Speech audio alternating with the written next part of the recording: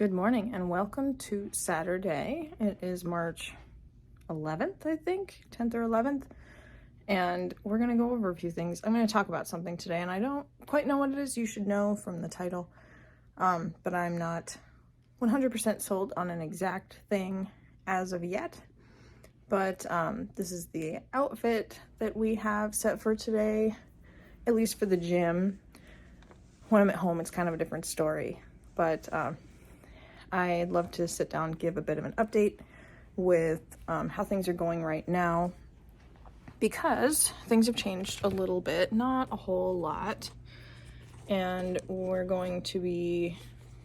still building.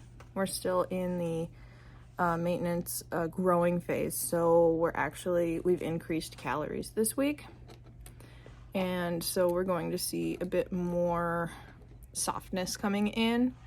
And just general, there's gonna be some weight gain, and that's okay. It shouldn't be a lot. It should be very, very little.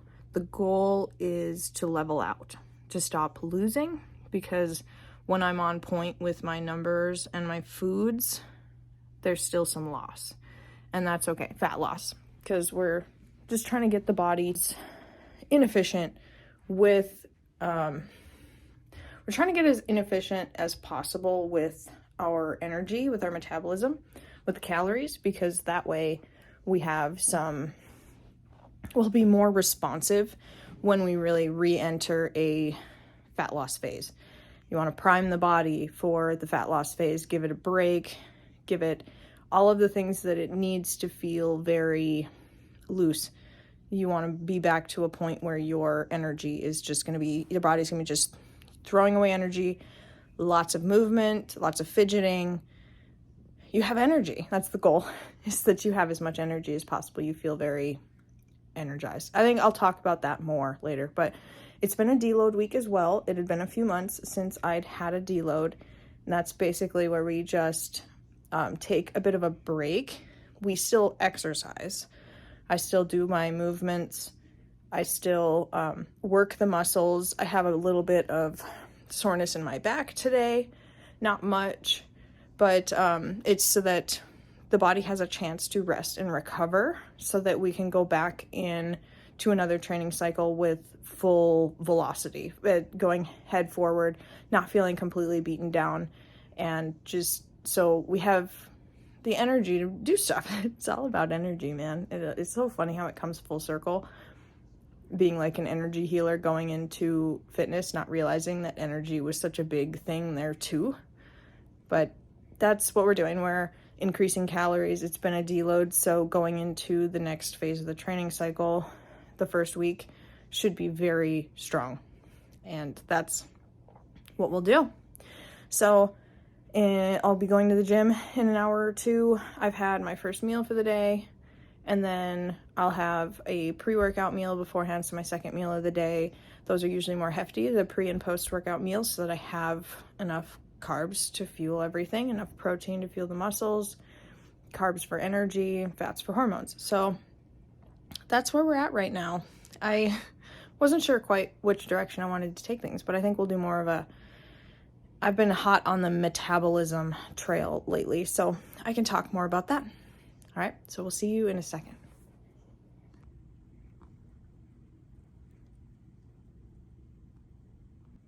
It has been super poopy outside.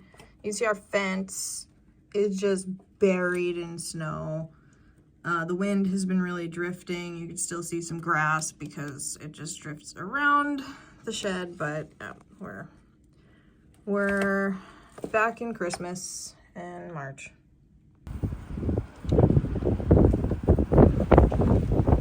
Okay, we've got a situation.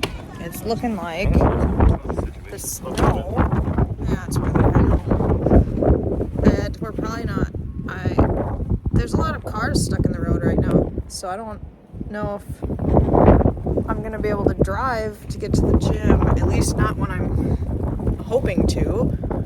It's still snowing too, and blowing. I know.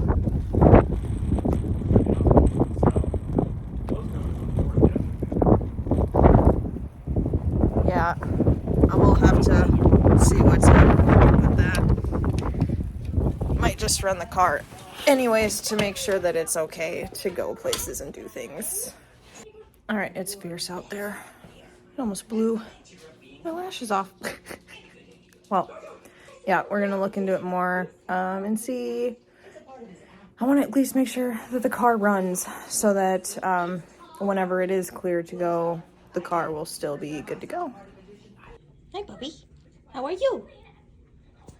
You listening to the wind blow? Yes. Yes. Blowing wind. All right, so I was gonna record in my office, but it is noisy over there because Rena's watching shows. So I'm gonna try and find another place to sit up to talk about stuff because now there's no better time than now. Here he comes.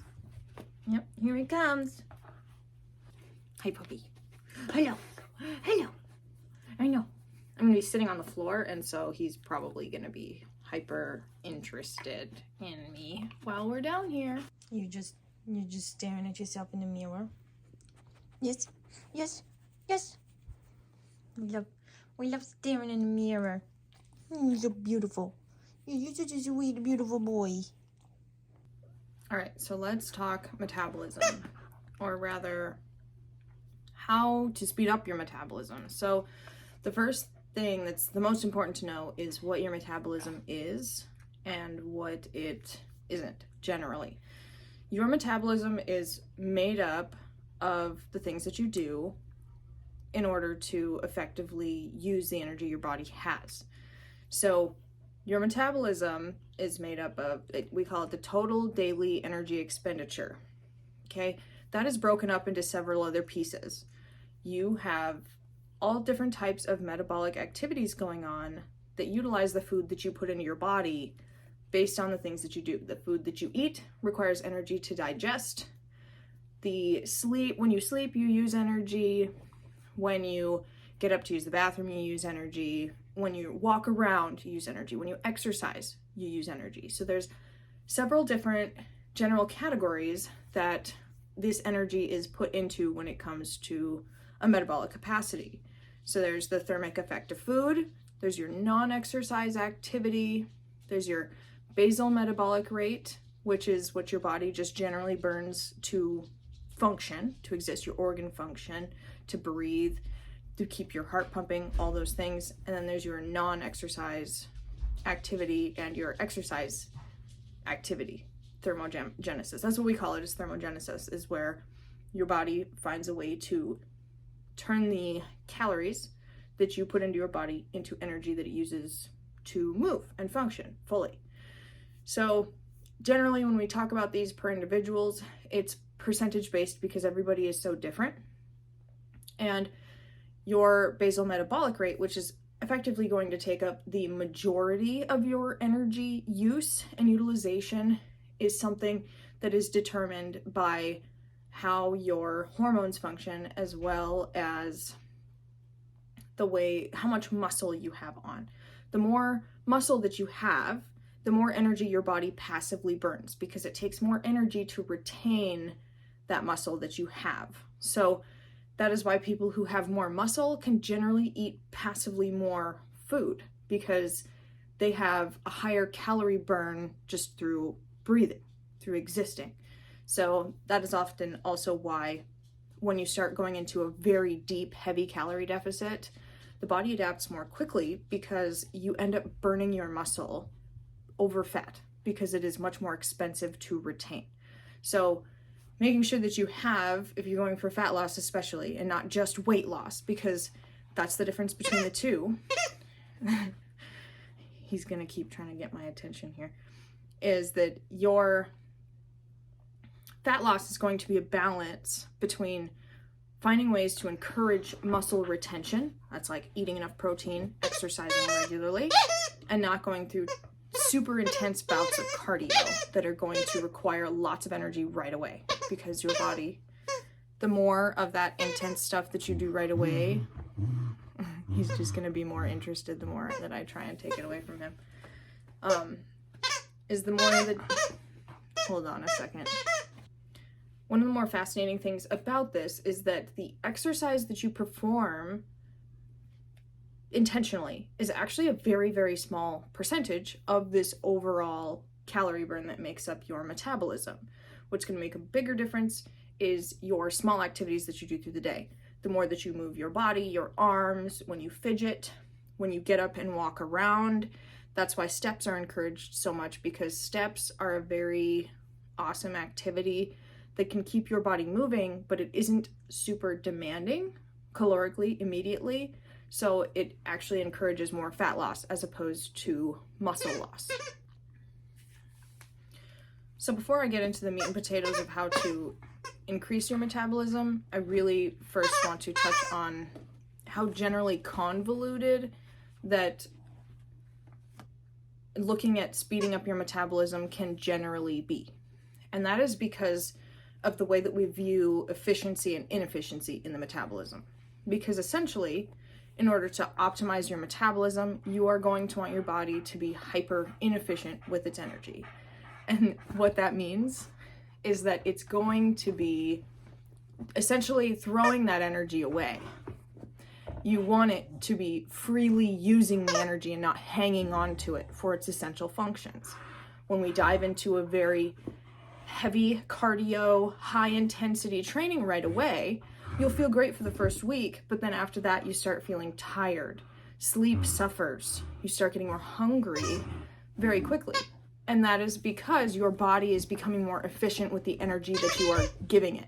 Now that the calories have been restricted and the energy has increased, it starts to focus on its most essential functions for use. So it's going to stop giving you that extra energy that you will want in order to feel vibrant when you wake up in the morning. It's going to try and keep a lot of that stuff to itself for its very essential functions, because your basal metabolic rate takes up a huge amount. If you aren't eating at least your basal metabolic rate, your body's going to become very efficient with its energy. That means it's prioritizing only the most essential functions that it has in order to move, okay? Workouts will suffer, your muscle will suffer, things like that. So reverse diets, things like reverse diets and diet breaks are a way to keep your BMR high, your energy more inefficient, so that you have that extra energy to live life much more fun. I think I'm gonna have to do something about him. I just can't with you. You're just too cute. So to say, like right now, I'm in a reverse diet before we go into a prep in April. And that is because what we're trying to do is prime the body for more fat loss so that we don't have a ton of metabolic adaptations happening. We haven't felt starved. We haven't felt restricted. And I just, you see, I'm using my arms more, using more voice, just generally moving more freely and not feeling super restricted, because my body isn't trying to hang on to all of the energy that it possibly can. So if you've been in a diet phase for a very long time and you've hit a plateau and it feels like nothing is working, but it was working before, what you're gonna wanna do is slowly step your way back up. Okay, you might see a bit of a scale increase, and that's okay. Because in order to keep going even lower, you're going to need to allow your body time to rest. Take a diet break or a reverse diet. Because the longer you stay in that restricted zone, the more your body is going to try and restrict the energy that it is using for other things in order to maintain essential function. Okay, heavy training is still going to be very, very, very mandatory as you do continue your diet and as you reverse, because when you are at that break or even in a surplus is when you are going to receive the most muscle gain and retention. So just dieting all the time is not the answer. You need to take breaks and you need to allow yourself time to adjust hormonally and metabolically so that you can retain eating more food over time. Whenever you stay in that metabolic adaptation for a long amount of time, your body's going to start to learn what it has to take. It's going to become more and more effective at holding on to only the essential energies and not using it elsewhere. It's going to not prioritize fat loss as much. It's going to take it away from your quality of sleep, the way that you feel, your brain function. Like, you need to allow yourself the time to recollect and get yourself back to a comfortable place once in a while. Sometimes people will do diet sprints, which is where they diet for like 2 to 6 weeks, and then they slowly climb back up again, get themselves mentally prepared, physically prepared to go into another diet sprint. A reverse diet and a diet break could take, it's as long as you want it to be, really, but I'd recommend at least like 2 weeks at that place so that you can practice being back in kind of like a building mindset, a resting mindset, and then get yourself primed and ready to go into another diet phase. This is what we see a lot in bodybuilding because it's the most effective. It's why people, when they want to go into a prep to get shredded and get peeled, they hit it hard and fast, and then they slowly climb back up again in both weight scale, strength, feeling good, hormonally, get your cycle back, get all of those things nice into a good spot before you go in and do it again. And not every diet phase is going to feel the same because your body is learning to adapt at different stages. So sometimes old things won't work exactly the same. So you have to be prepared for that. Now, to bring this all the way around, now that we've gotten that lengthy discussion about what metabolism is and how to work with it, in order to speed up your metabolism, easy wins are things like attacking your non-exercise activity thermogenesis. That is things like walking, moving, being more active throughout the day. That's why walks and steps are so drastically effective, because they take so little energy out of your joints.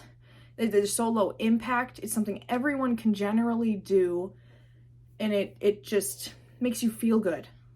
That is the most effective way to increase the amount of calorie burn and fat burn that you have over time, because it's such a it's a high oxidative process, which means that it takes less energy for your body to execute, but it still burns more calories. So it's the best way to attack fat mostly, as opposed to the risk of also attacking your muscle, because you want to keep that muscle so that your metabolism, your BMR stays high. And that way, over time, you can continually increase steps. You can add 1,000 a week or something like that, and watch how things go. Okay, 1,000 steps additional a day is not going to be very crazy for you to get used to and implement and put into your daily activities. Now, another thing that you can do is increase the intensity of your training. Add a few extra sets, add 1 or 2 extra exercises, implement them for a month, increase it again, and keep progressively overloading, trying to lift heavier. You want to make sure that your reps in reserve are very minimal. You don't want to be quitting with 3 more reps in the tank. If you can get 3 more reps, get 3 more reps. And then the next round, add your weight. See how many reps you get. You want to make sure that you are getting absolutely the most out of your training so that your muscles are constantly cued for growth. Because if you don't use it, you lose it. Okay? That's also why you want full body training, so that every bit of your body is being utilized and you're not just letting one part of you grow or stay the same while the rest of you generally just catabolizes and gets eaten and used for energy, because that'll create imbalances. You're losing out on that additional calorie burn through your BMR, and it's just generally not going to look good once the fat comes off. You really want to prioritize training, because this kind of stuff doesn't stick around while you're losing the fat if you don't tell the body that you want it. Okay? In order to keep the size or gain size, you need to be lifting as heavy as you can with optimal form and feeling good. Okay? So in order to increase your metabolism, you're going to want to be getting enough sleep. 8+ hours is your target. I know a lot of people are going to get like 7+. That's okay. But the 4 and 6 hours is just not enough. You need more. You need to prioritize that. You burn quite a bit of calories while you sleep. You need that. It also helps keep your hunger hormones in check, so you're not feeling more snacky. You're not needing to eat more. Your cortisol levels are level. You want to make sure that you are getting your sleep. So increasing your steps is one of the easiest ways to do it. Increasing your training, also fantastic way of increasing your metabolism. All right, supplements are not necessary for this. You can absolutely try it if it feels fun for you and it encourages you to continue doing your thing, but they are not necessary. They are expensive, and a lot of them just simply don't do what they say they will. They just haven't been tested enough and proven that they can actually fulfill on that promise because they're not FDA approved. There's nobody regulating whether or not the thing on the label says what it does. Okay, that's just simply a supplement fact. That's just, they're fun. Okay, if you've got extra money, go ahead. If you don't worry about it. You don't need it. If you're eating your whole foods, getting your protein. Talking about the food side, the food part of your metabolism has to do with the types of food that you eat, because different types of food actually burn more calories than others. This is going to be your whole foods, your proteins, your good fats, okay? You want to be taking out processed foods. You want to be eating as much whole foods as possible. Cooking at home is integral, okay? Stick to going out to eat less, okay? Whether you're doing that 10 times a week or 3 times a week, try to minimize it and keep it for special occasions, because you want to make sure you're getting enough protein. And I'm telling you, if you're eating out, if you aren't ordering double and triple the amount of protein on your stuff, it's low quality protein anyways, but there's just not gonna be enough protein. You need to be getting at least 3 or 4 ounces per meal. And if you want to optimize your muscle, which in order to optimize your metabolism, you're gonna want to be eating every 3 to 4 hours, getting at least 3 ounces of a lean protein. You can eat fatty proteins as well, but for that same amount, that 3 ounces, you're gonna have less protein in there. You want to be getting at least 30 grams of protein if you're on the macro side in order to be getting good quality muscle retention and growth. And on the thermogenesis side of things, that actually, it takes more calories to burn that than it does other things. Now that is a very small percentage, but it's still, to a lot of people, if you want to maximize everything, that is hyper important to know, okay? Very important to pay attention to. So, as a recap, your metabolism, in order to optimize it, you're going to want to have fat loss phases with reverse diets and diet breaks, okay? So you can continue to maintain a high basal metabolic rate, so your body is passively burning calories at the highest possible so that you have more energy to use. You don't want your deficit to be too high because you want those metabolic adaptations to happen slower and prioritize fat over muscle. Fat loss is key, not weight loss, okay?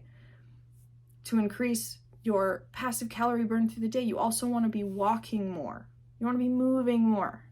You don't want to be sitting all day long. I recommend at least 5,000 steps a day. If you work a job where you're sitting most of the day, and on weekends when you're not working as well, you're likely not getting that many steps. So you want to increase your steps. Get up, move around, go out for a walk with the family, get to the gym, step on the treadmill for 20 minutes, and that will get you more passive calorie burn. You want it to be consistent as well. So I highly recommend some kind of pedometer, a watch, even your phone will track your steps for you. Apple Health and Google Health, I believe, those keep track of the steps on your phone. You have a pedometer on your phone, okay? It's not as accurate as something that you'll be wearing all day, a wearable, but an Apple Watch, a Fitbit, Whoop, anything, those things are great for keeping track of your steps. You want to make sure that you are slowly increasing that over time. You see how many steps you got last week on average? Increase that by 1,000. Set a goal. You got about 5,000 steps average last week. Well, we're going to go for 6,000 steps average each day. Okay? I want you to try and hit 6,000 steps each day. If it's higher than that, go ahead, increase it. That 1,000 steps is going to be easy to get, but you're going to notice on days that you don't move as much, it's going to be a little harder to hit that. And that's okay, because that's where it matters. Those days off where you are not moving as much, where you could literally sit in bed and binge watch something all day, I'm telling you what, there's a lot of potential there in order to hit your goals without feeling like you are just having to whoop yourself every day in the gym. And with that, you still do want to be pushing yourself pretty hard in the gym, okay? You can continue doing what you're doing, but I want you to be trying to keep that intensity up and increase your lifts. You don't want to be leaving a lot of stuff left in the tank at the end of the day. You want to be trying to get as much out of it as you can while you're there. And that can be done doing the same stuff that you're doing now. If you have questions about this more, feel free, send them down below. I love talking about this stuff because it's very, on mass media, it's confusing. It gets twisted when they tell you to, like, oh, your metabolism is slow. Yeah, but it could go both ways.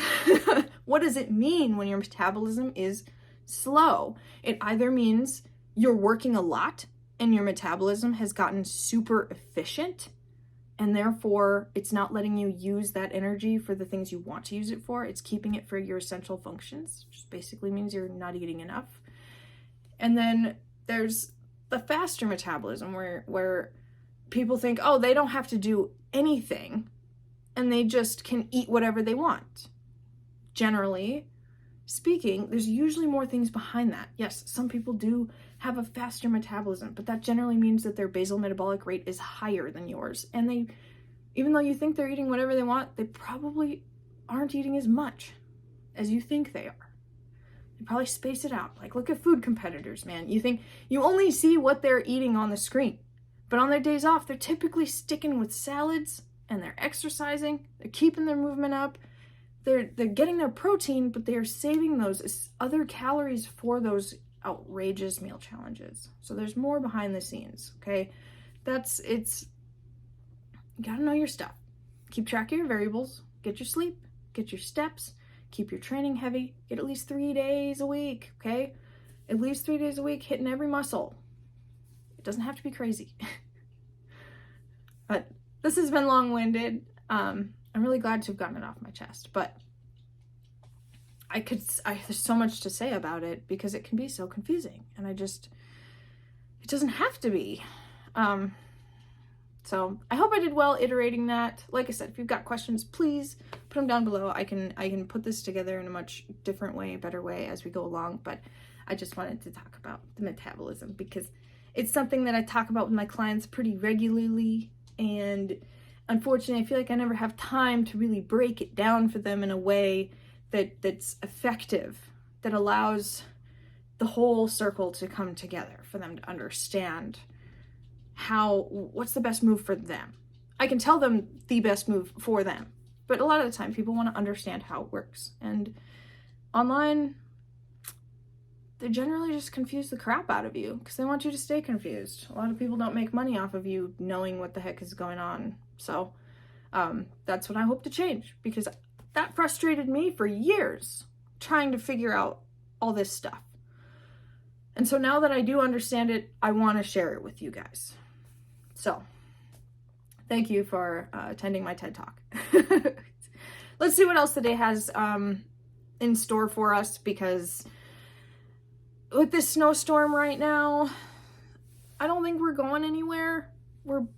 I was going to hit the gym with Carla, but it looks like we're both kind of generally stuck.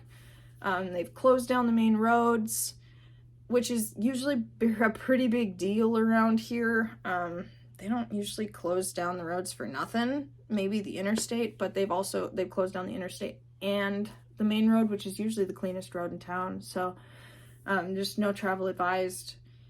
So I really do hope to get that last training session in, because it is deload. It would be simple, it'd be easy, it'd be nice to get out of the house. But it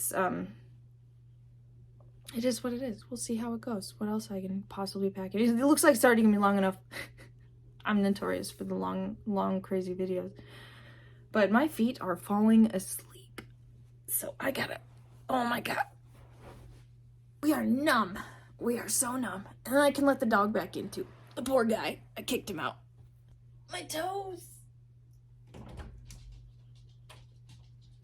Peekaboo. Hello. I kicked you out. Did you enjoy your quiet time?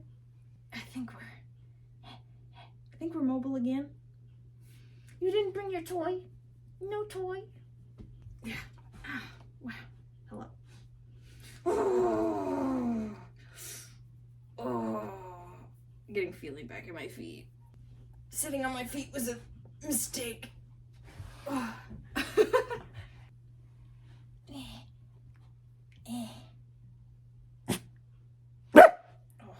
Okay. Rest in peace, headphone users. We're getting there. I'm gonna have to get back up to turn it off.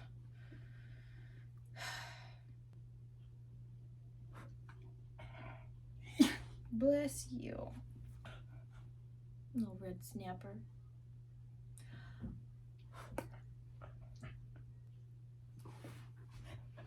We're gonna try this. Hello. It's so funny because these are usually the times that would be like the most fun to DoorDash, but also like the most asshole-ish times to DoorDash because trying to make somebody drive through this is not nice. But we've got plenty of food. I went grocery shopping yesterday. Pretty glad I did that, even though it was pretty nasty yesterday too, but at least it's done.